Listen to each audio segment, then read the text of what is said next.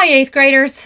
Hope everyone's doing well today and ready to get busy with writing. Today, ladies and gentlemen, we are going to very quickly discuss pre-writing and planning. Now, to write well, we must always plan well. To do anything well, we need to plan first. Benjamin Franklin said, if you fail to plan, you're planning to fail. So, as with anything, writing is an absolutely necessary, and to do it well, we need to plan. And I hope in the next couple of minutes, these steps will help you with planning well. All right, so today, ladies and gentlemen, to plan to write, we are going to learn to plan a response to a question. We're going to use information we have gathered from text to support our response, and we are going to organize our response using RACER formatting.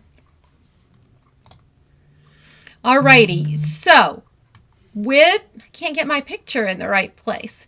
With a pre-write and a planning process. This is the first step of a 3-step process, remember, for writing an amazing response or answer to pretty much any question. What we're going to always do first is decide upon our T, our topic. Our topic is going to be the point of focus for our entire response. Our topic is going to be based on wording that is in the prompt before we even begin to write and respond to a prompt. We are going to collect text evidence under that T to support our topic before we even put everything we do into RACER. So writing and pre-writing and planning to write includes 2 steps basically. We come up with a topic, we grab all the evidence we need to support that one topic, and then we throw it all into RACER. And then our pre-writing is done, and we would be ready to then write our first draft. So, ladies and gentlemen, the first step that we need to understand in the pre-writing process makes perfect sense. We have to read our prompt. We have to listen to a question we're being asked. We have to understand it. We have to process it. Based on the stories and poetry we read this year, what helps a person to grow? That is a question we were given. Now, to answer that, we could answer a lot of things. We could go on, we could write forever and ever and ever about the stories and the poems we've read already this year. Got to keep you focused. Got to keep it narrowed in. So we're going to come up with a topic choice. First and foremost, we're going to choose how we want to respond to a question or a prompt. So we have to read it. And we have to say to ourselves, what is my focus going to be to answer this very well? A topic is what your focus will be for your response. Here's one way you may choose your topic for responding to a prompt. Okay, now remember, prompts are not just written prompts. It could be a question someone asks you. So if you get into the habit of thinking this way, you may find that you're answering your questions a lot more effectively as well. So the first thing we're going to do is we're going to look at the prompt. Based on the stories and poetry you read this year, what helps a person to grow? The first thing you're going to do is you're going to break that question or prompt down, and you're only going to pull out the very most important parts. We want to look at the verbs. What is it asking us to do or explain? And we want to look at the question word. That's a huge clue about what we are going to do when we answer it. And we are then going to make a list of options to answer it. The list of options, ladies and gentlemen, will be based on the question word. Very quickly, I did share with you, and you can click on this if you want, a link to a page that allows you to look at the who, what, when, where, why, and how questions.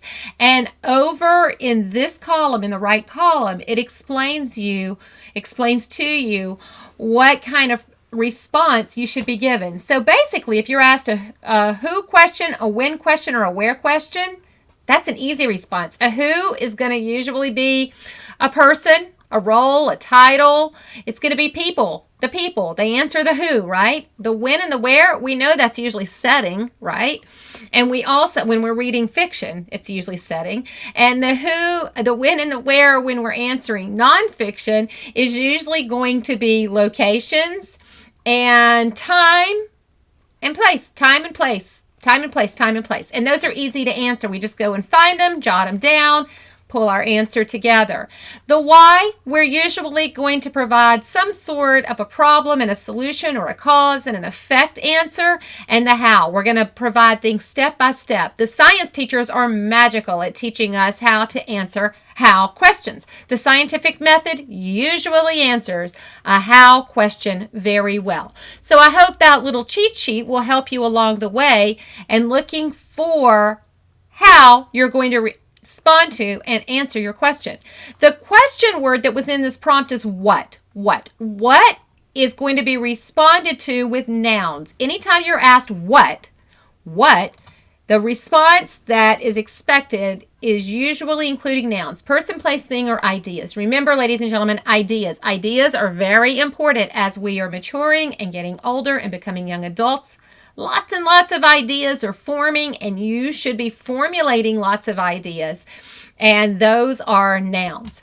So after we go through that and we figure out the question word and how we're going to answer it, we want to make a list of options. We want to make a list of all of the different options, all the different things we could write down as nouns to answer the what question. I made this little cheat sheet for you. You have a blank one that is available that your teacher should be assigning. And I highlighted what. And then the verb and the action in the prompt was helps a person to grow. What helps a person to grow? So now I'm going to go back and find all the things that I can find in the readings that we completed that helps a person to grow. I'm going to go in the medicine bag, Mrs. Flowers, oranges, hanging fire, translating grandfather's house, any others that you guys have. You do have a template that you can fill out for this, for the passages, for the poetry you read.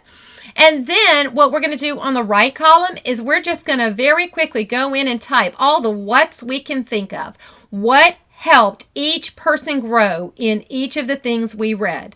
And we're going to go down and we're going to make that list. Grandpa giving responsibility to Martin. That helped Martin grow.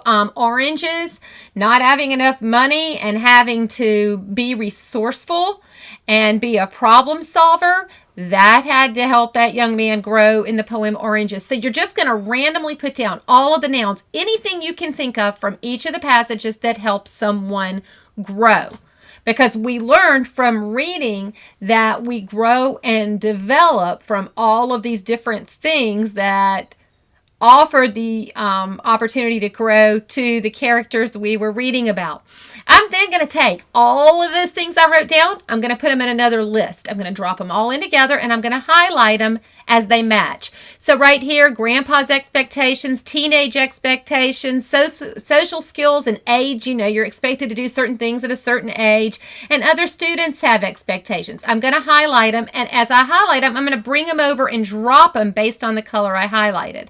I then am going to take them and give them a name. I've got a group of things. I'm going to name the group. That's all I'm going to do.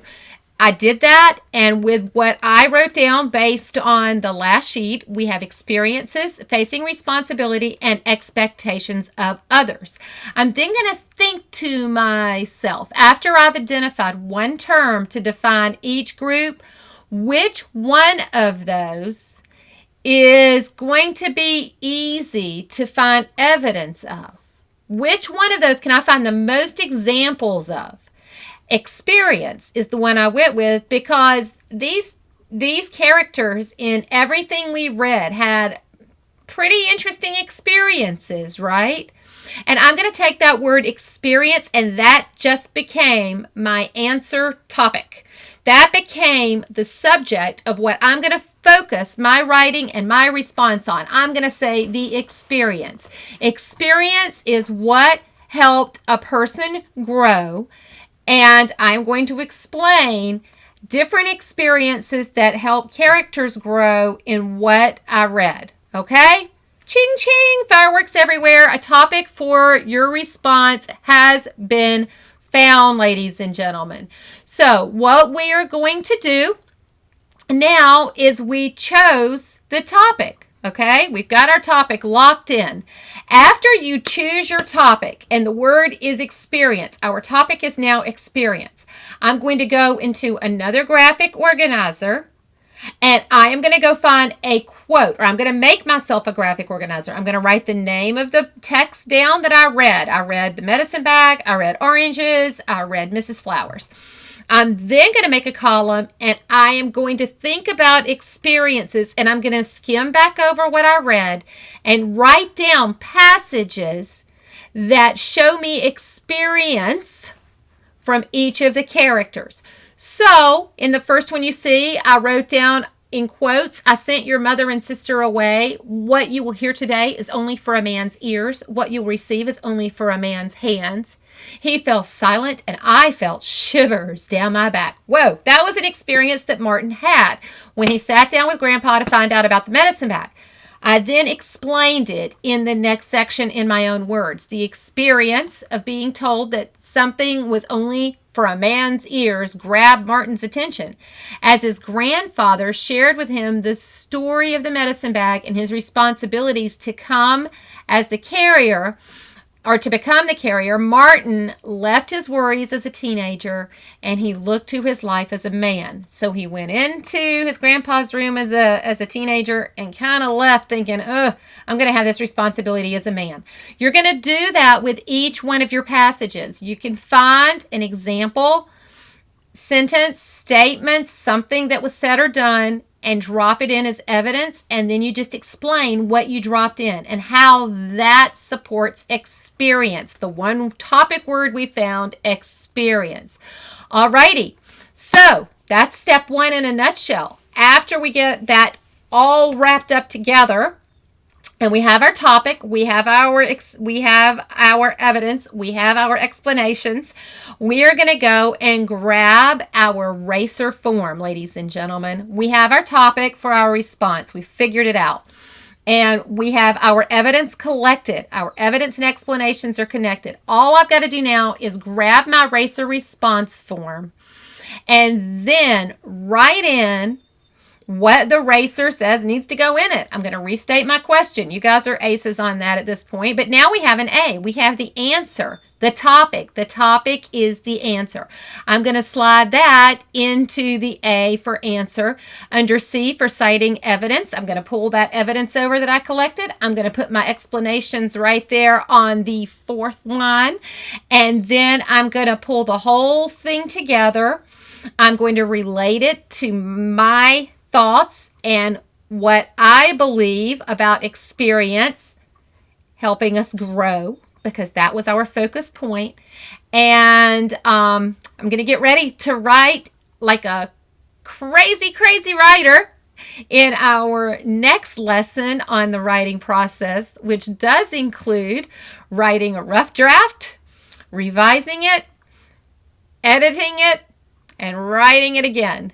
So, ladies and gentlemen, what I want you to do today is at the end of this video, I want you to find this sheet. I don't know if your teacher provided it to you separately or if it is part of the PowerPoint, the slideshow. But all you're going to do is grab the steps for pre-writing, and you're going to drop those steps into the area where they belong in order. I need to make sure you guys can tell me the order of pre-writing steps, things you need to do before you begin writing a response to anything. Alrighty, good luck. That's the end of lesson 23. Remember the little cheat sheets that I gave you, and happy learning. I believe with your teachers, you're going to do a little bit more with this, but that's it for me, and I hope you guys have a wonderful day. Take it easy. Bye.